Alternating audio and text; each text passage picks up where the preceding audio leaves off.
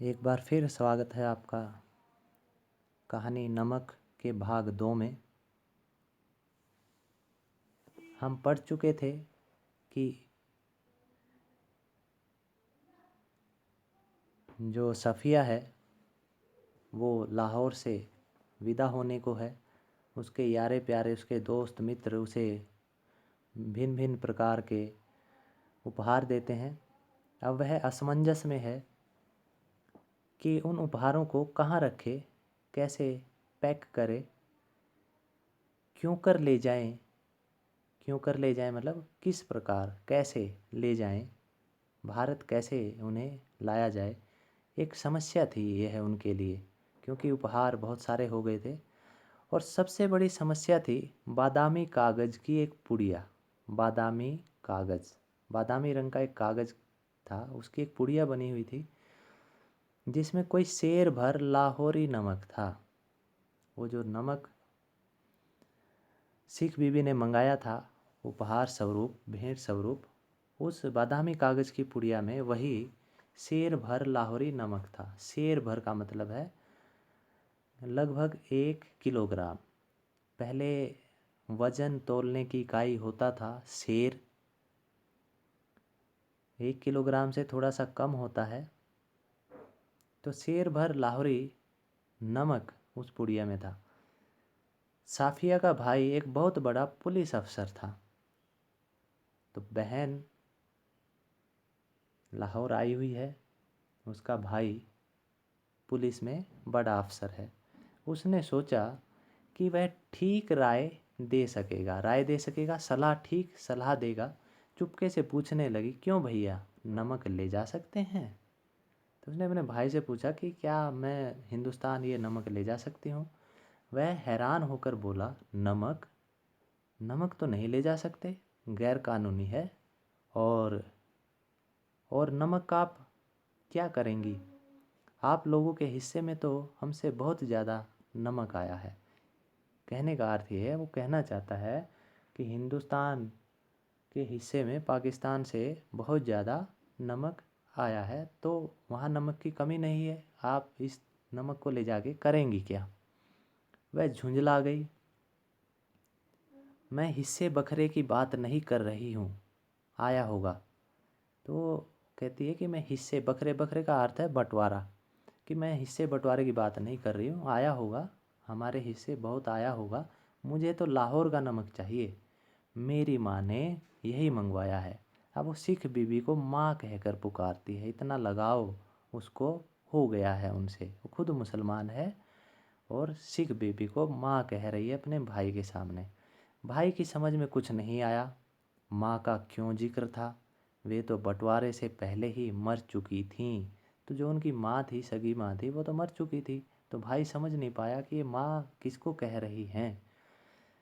जरा नरमी से समझाने के अंदाज में बोला, देखिए बाजी, बाजी का अर्थ होता है बहन जी, देखिए बहन जी, आपको कस्टम से गुजरना है।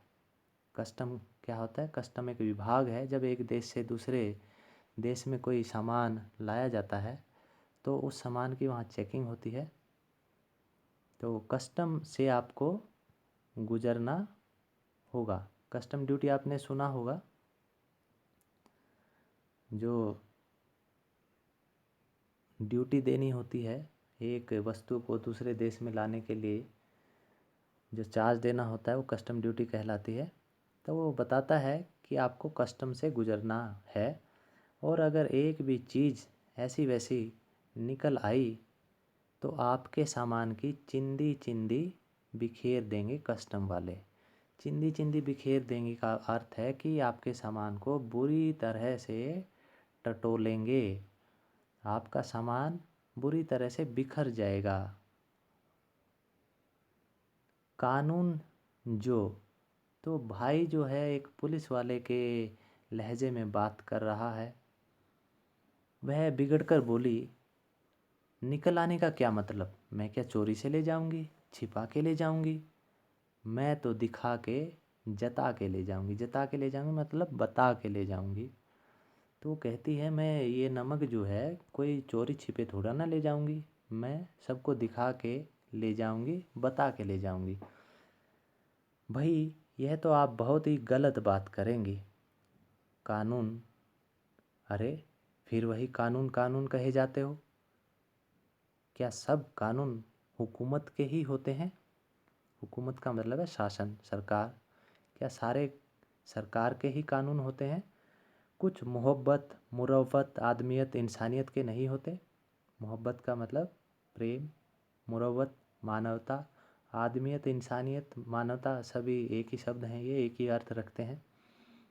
आखिर कस्टम वाले भी तो इंसान होते हैं, कोई मशीन तो नहीं होते।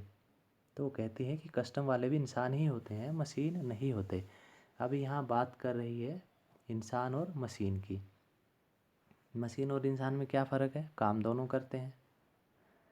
मशीन में भावनाएं नहीं होती, इंसान में भावनाएं होती हैं, वो एक दूसरे की भावनाएं समझ सकता है। तो कहती है कि कस्टम वाले भी तो इंसान होंगे, वो मेरी भावनाएं समझ लेंगे कि मैं प्रेम पूर्वक मंगाया हुआ उपहार ले जा रही हूँ, तो वो मना नहीं करेंगे। तो उसका भाई क्या जवाब देता है? उनमें बहस चल रही है नमक को ले जाने के पीछे। हाँ, वे मशीन तो नहीं होते, पर मैं आपको यकीन दिलाता हूँ वे शायर भी नहीं होते। उनको तो अपनी ड्यूटी करनी होती है।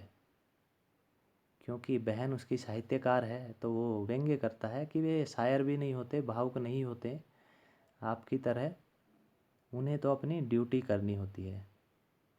तो सफ़िया कहती है, अरे बाबा, तो मैं कब कह रही हूँ कि वो ड्यूटी ना करें। एक तोहफ़ा है, वह भी चंद पैसों का, यानी कि एक बहुत कम कीमत का एक उपहार है, तोहफ़ा है। शौक़ से देख लें, कोई सोना चांदी नहीं, स्मगल की हुई चीज़ नहीं, ब्लैक मार्केट का माल नहीं। तो बताती हैं कि ये कोई ऐसी चीज़ नहीं है कि जिसे ले जाने पर इतनी बड़ी पाबंदी लगाई जा सके।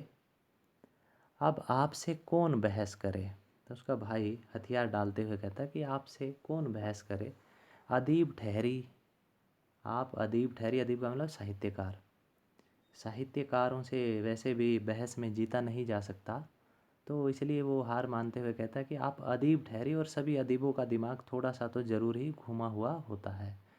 वो कहता है कि आप साहित्यकारों का दिमाग घुमा होता है। इसका मतलब ये है कि जो साहित्यकार हैं वो भावनाओं में ज़्यादा विश्वास करते हैं, प्रेम, दया, इन चीज़ों की बात ज़्यादा करते हैं। वे नियम कानून को नहीं मानना चाहते।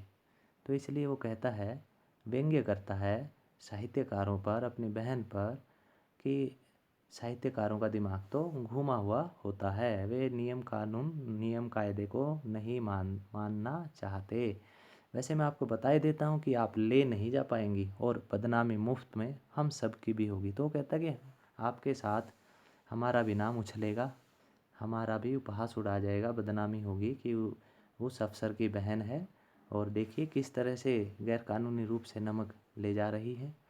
आखिर आप कस्टम वालों को कितना जानती हैं? उसने गुस्से से जवाब दिया, कस्टम वालों को जाने या न जाने, पर हम इंसानों को थोड़ा सा ज़रूर जानते हैं। तो बताती है कि कस्टम वाले भी इंसान ही होते हैं, मशीन नहीं होते हैं।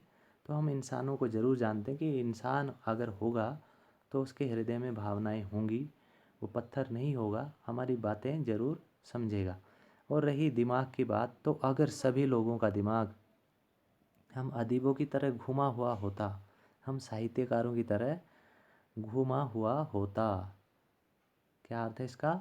इसका अर्थ है कि अगर सभी लोग हम हमारी तरह एक दूसरे की भावनाओं की कद्र करना जानते, तो दुनिया कुछ बेहतर ही जगह होती, ये दुनिया और बेहतर होती, और बढ़िया होती, अच्छी जगह होती। तो वो एक तरह से सही कह रही है कि अगर सब लोग एक दूसरे की भावनाओं की कद्र करते, एक दूसरे का सम्मान करना जानते, प्रेम करना जानते, एक दूसरे से नफ़रत ना करते, तो फिर इस दुनिया में नियम कायदों की, कानून की ज़रूरत ही नहीं होती। तो वो कहती है अपने भाई को समझाते हुए कि अगर सभी लोग हमारी तरह ही होते, सभी का दिमाग अदीबों की तरह, हम साहित्यकारों की तरह होता, तो ये दुनिया बहुत बेहतर जगह जीने के लिए होती।